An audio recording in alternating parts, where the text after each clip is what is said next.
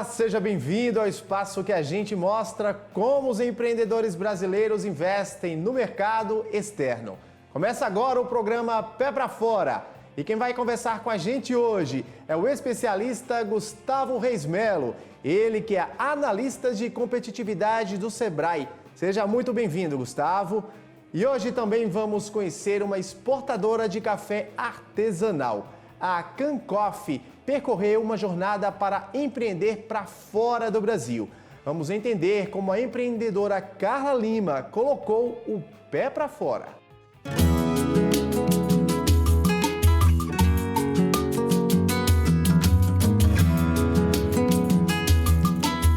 Meu nome é Carla Lima, tenho 44 anos, sou mestre torradora de cafés especiais.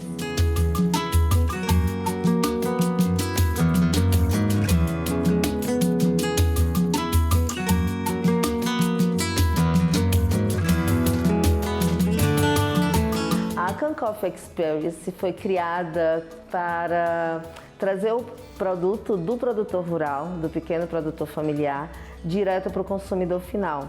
Então ela é uma torrefação e uma marca de cafés especiais.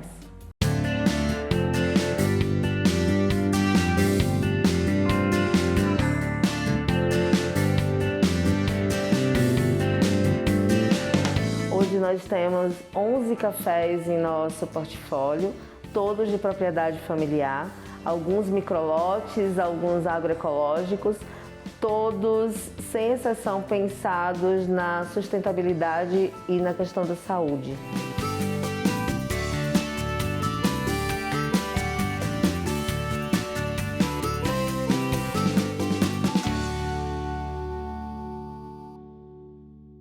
Eu uso a característica do dono da marca, ou do dono da cafeteria, ou o ambiente da cafeteria como fundo.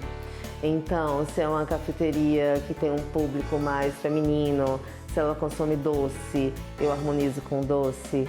Se ela é uma cafeteria underground, cheia de motoqueiro, e aí eu vou pegando essas características e transformando essas características em bebida. Então, um café de um pessoal do rock, eu torrei o café de Sepultura.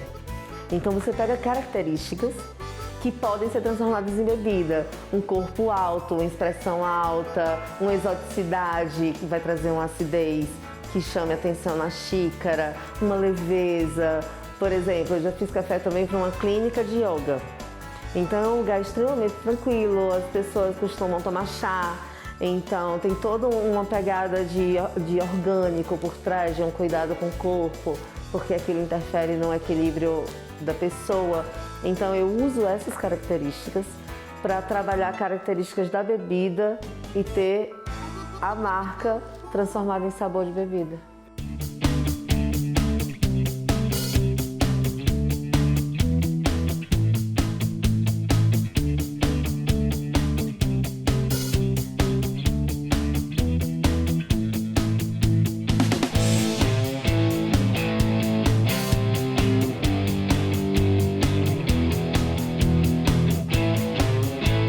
Empreender com café foi, na verdade, um presente.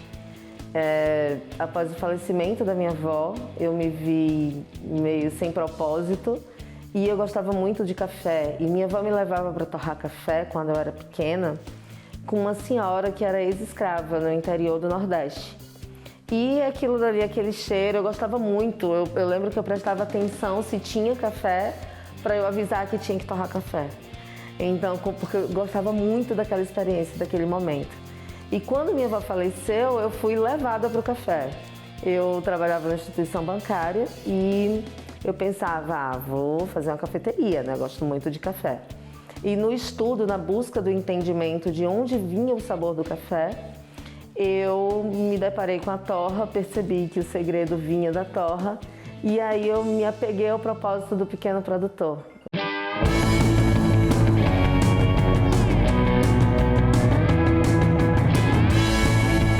Identifiquei com o propósito do pequeno produtor que estava começando no café especial e como eles faziam esse trabalho na roça, como era tratado, como era colhido, que colhe só os maduros e todo o cuidado do pós-colheita. Então eu olhei para aquilo e disse, cara, é isso que eu quero, é pegar esse trabalho que está sendo feito aqui e levar para a cidade da forma mais justa possível. E aí, nesse caminho, eu conheci o Fair Trade, que é o comércio justo, que era trabalhado na França, na Europa.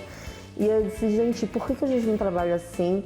A gente ser justo com o produtor, a gente ser justo com o consumidor, com um produto de excelência. Então, foi assim que eu entrei e fiquei no café.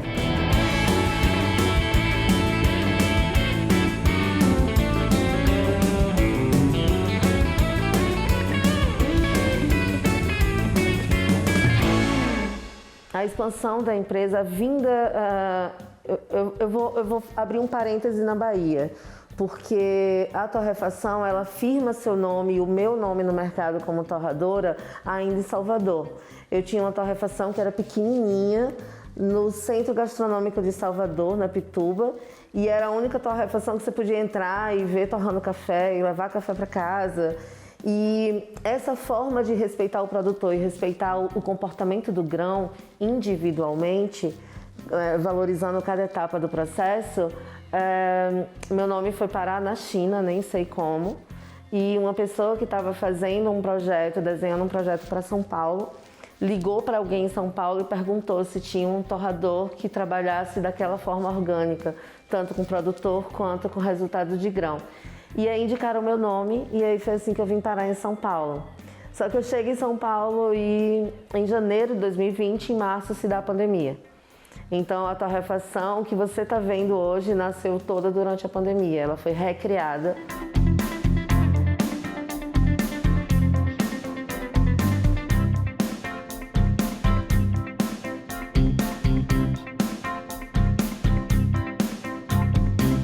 Surge a Can com o propósito de ser uma torrefação 100% feminina e a gente tem muito de produtora feminina aqui, produtoras mulheres que estão na roça fazendo um trabalho incrível e a gente casou o propósito do familiar com o feminino.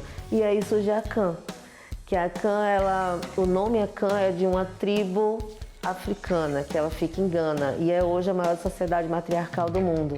Então todos os postos de poder e de decisão dessa sociedade, ela é tomada por mulheres.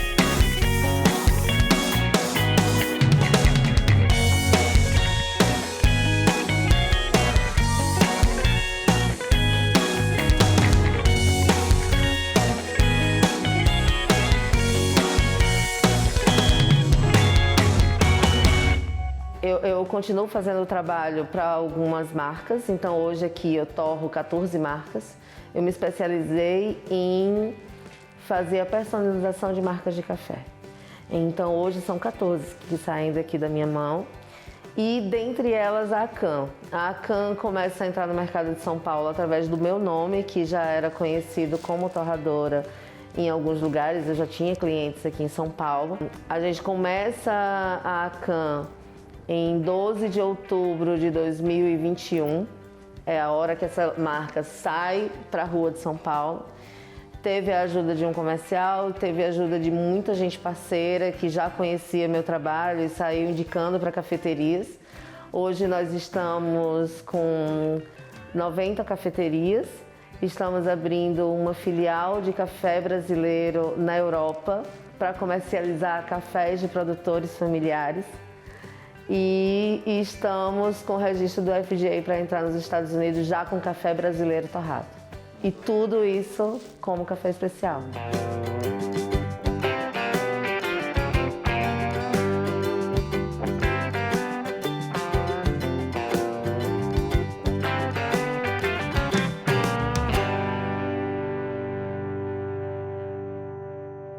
Quando você vai exportar café cru, café verde, as exigências são menores. Existem laudos que são feitos já no porto, que são análises para saber se tem algum tipo...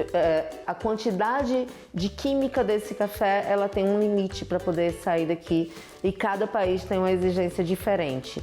Então, mas são mínimas, não é tão complexo quanto se fala. Mas o produto acabado, sim. Depois de industrializado, aí você precisa de registros de entrada, igual a Anvisa daqui. Existe um registro de entrada do café industrializado e acabado, Como a gente trabalha com torrefação artesanal, tem algumas outros méritos a cumprir, mas os principais são exigências de embalagem. A embalagem tem que estar exatamente como eles comunicam no país. Então, cada país vai usar sua língua, cada país tem seu registro único de produto e tudo isso é visto antes até do cliente pensar em comprar. Quando a gente pensa em mandar para o país, a gente tem que andar na frente, porque tem países, por exemplo, que você pode entrar, mas você pode não vender. Tipo, você entrar num país como Israel, que a comunidade judaica é muito grande, você pode até conseguir entrar. A questão é que você tem que ter uma certificação X para que aquele alimento seja consumido por aquela comunidade. Então tem todo um cuidado de mapeamento antes de... Não é só querer entrar no país. Tem o cuidado de saber se eu posso estar lá.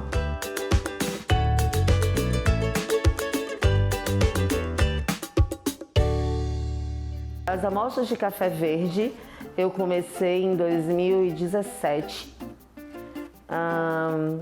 Para café torrado, eu consegui agora o registro dos Estados Unidos de café torrado.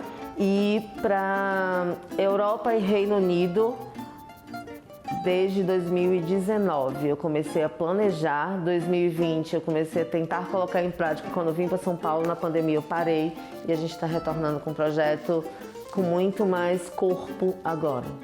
Os Estados Unidos é o que demora mais a acontecer o processo em virtude da quantidade de licenças que você tem para entrar lá.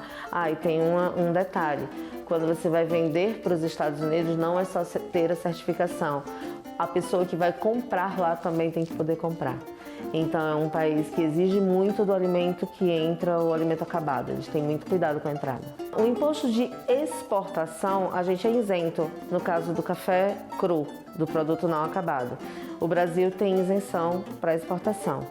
A questão é, a área portuária lhe exige pagamentos bem altos com relação ao processo de desembaraço aduaneiro para a alfândega. A quantidade de impostos nossos para exportação, não. O governo federal ajuda muito nesse aspecto com relação à liberação de imposto. No entanto, você tem o desembaraço aduaneiro, você tem o envio portuário ou aéreo e aí isso é bem alto. Então esse investimento não é tão em conta assim. Não é. Não tem, eu ia até usar uma outra palavra, mas não tem como. Não é barato.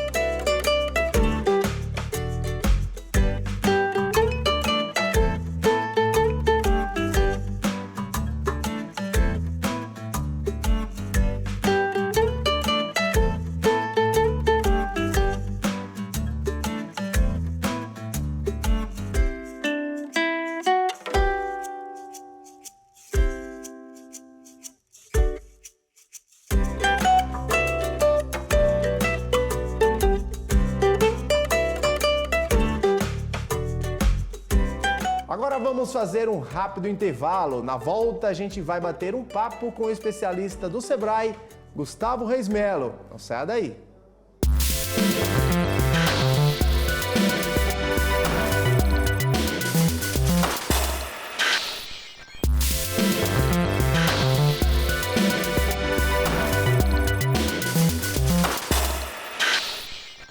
E quem vai conversar com a gente hoje é o especialista Gustavo Reis Melo. Gustavo, seja bem-vindo mais uma vez aqui ao nosso programa Pé pra Fora. Ele que é analista de competitividade do Sebrae Nacional. Gustavo, vendo a história dessa empreendedora, né, da Carla Lima, a proprietária da Can Coffee, que investiu em uma empresa especializada em torrefação e embalagem de cafés artesanais, cafés especiais. Tem sido cada vez mais comum, né, Gustavo, esses empreendedores investirem no café. A gente sabe que é uma bebida a não mais consumida no Brasil, a gente sabe que é a água a mais consumida em todo o país, mas o café vem logo em seguida, é a segunda bebida mais consumida no Brasil. Um alimento, uma bebida que tem muito mercado, não só no Brasil, como no exterior. E esses empreendedores têm tido cada vez mais oportunidade de poder apresentar esse produto tão delicioso, né? Essa bebida tão deliciosa, tão rica inclusive que traz diversos benefícios para a nossa saúde. E a gente pode citar aí a questão da memória, né? Nos ajuda a ter uma memória melhor, né? E é isso, né, Gustavo? Esses empreendedores têm apostado cada vez mais, somente no mercado internacional, né? O café, ele acaba trazendo uma questão de brasilidade que é inerente a esse produto, né? É um produto histórico, né? O Brasil, desde que é Brasil, produz café. E teve um movimento bem interessante que são pessoas, uma segunda geração, que de repente são filhos daqueles mineiros paulistas, onde tinham grandes fazendas de café, que de repente foram para a cidade e agora começaram a retomar para essas fazendas, para esses sítios que eram apenas locais de lazer, de encontro com família, e aquela terra começou a ser produtiva de novo, né? E quando você pega o café e vincula, você tem segmento de turismo, traz esse consumidor do café, esse apreciador do café, para reconhecer aquele território, reconhecer essa fazenda, vivenciar aquela história, isso agrega um valor danado, né? Então, o café acaba sendo um grande sinalizador do Brasil no mundo inteiro. Onde você vai, tem um café brasileiro, né? Aquilo chama atenção e todo mundo quer tomar aquele café. Tanto que Estados Unidos compra muito, Bélgica, Alemanha, o europeu consome muito café, né? Então, e o café ele começa a virar também uma vedete quando você começa a olhar esses tipos de bebida, a pegar essa juventude, né, essa história do energético, você começa a trazer o café com outras bebidas, ele como você colocou, essa questão de ajudar a memória, deixar essa figura acordada, enfim, o café ele começa a trazer aí toda uma brasilidade, toda uma oportunidade em vários elos dessa cadeia, né?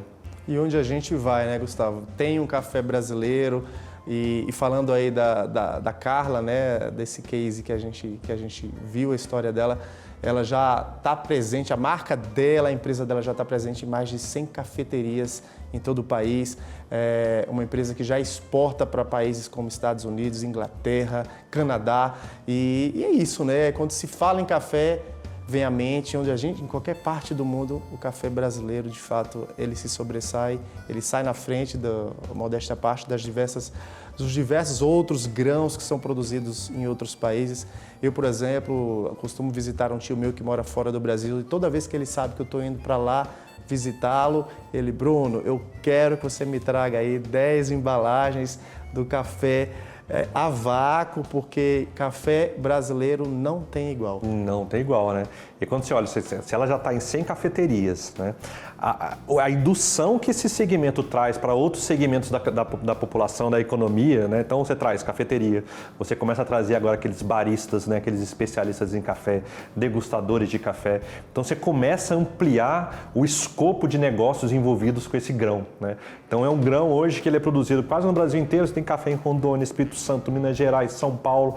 Isso tudo trazendo riqueza para aquele território, trazendo oportunidade de negócio para aquele território, né? E sempre fazendo esse vínculo, cafeteria, hotel, produção, né? Então é um segmento que tem tudo para dar certo no Brasil. Já deu, né? E cada vez mais expandindo o mundo, né?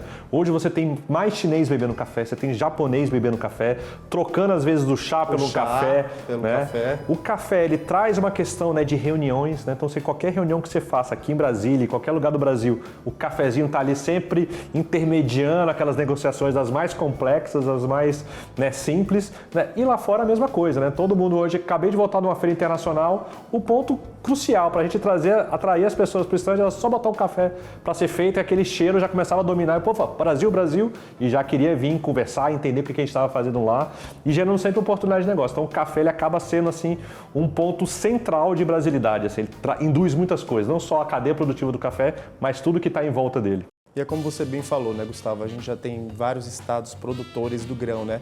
É São Paulo, é Minas Gerais, é Paraná, é Rondônia, né? É Espírito Santo, né? A gente até tem a gente quando vai visitar aí algum gabinete de parlamentar, principalmente dos deputados da bancada mineira e da bancada lá do Espírito Santo, fica aquela rixa gostosa, né? O café de Vitória, do Espírito Santo é melhor do que o café mineiro e vice-versa. A gente tem até alguns parlamentares que defendem, que são defensores do alimento, da bebida lá no Congresso Nacional. E é isso, né? A gente não é só Estado A, Estado B que acaba produzindo. Hoje a gente já tem variedades, inclusive Rondônia, na região norte, né, que produz café de qualidade, que também já exporta. E a tendência é essa, né? O Brasil é um dos países que mais exporta, né, café para várias partes do mundo, como você também bem falou.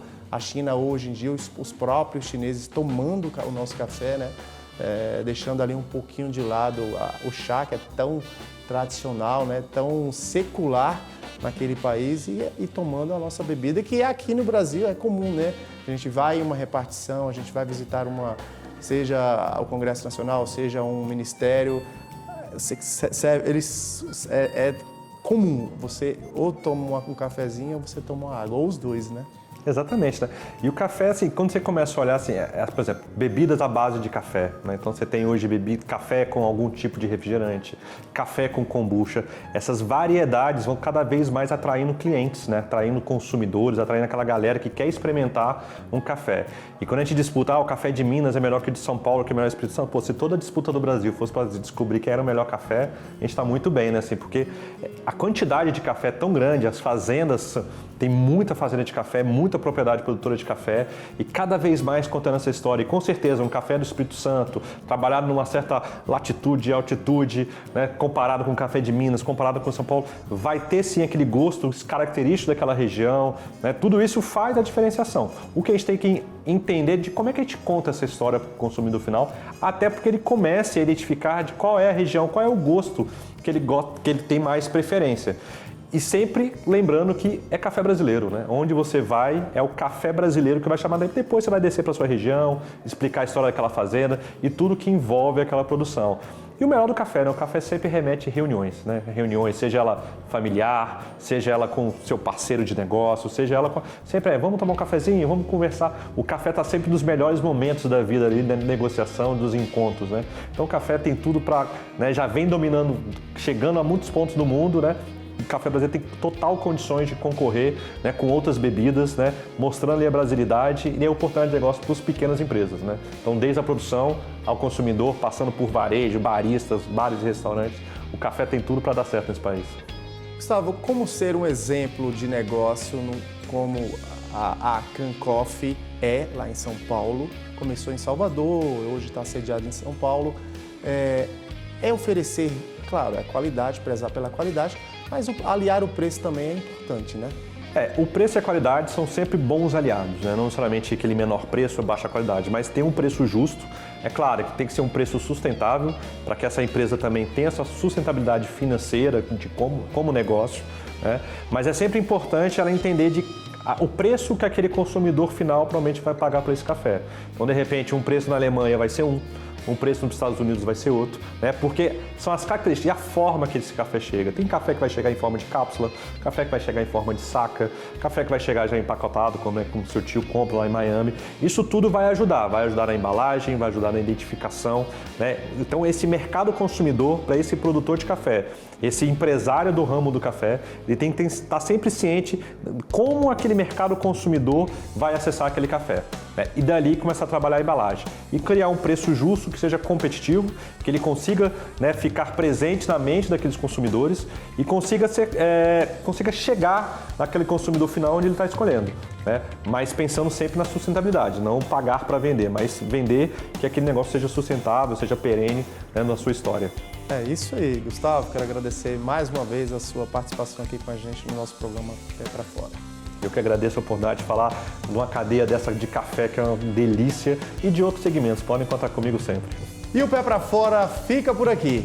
Muito obrigado a você que nos acompanhou o programa inteiro. Esperamos que as dicas sirvam para os empreendedores brasileiros irem além. Até o próximo programa.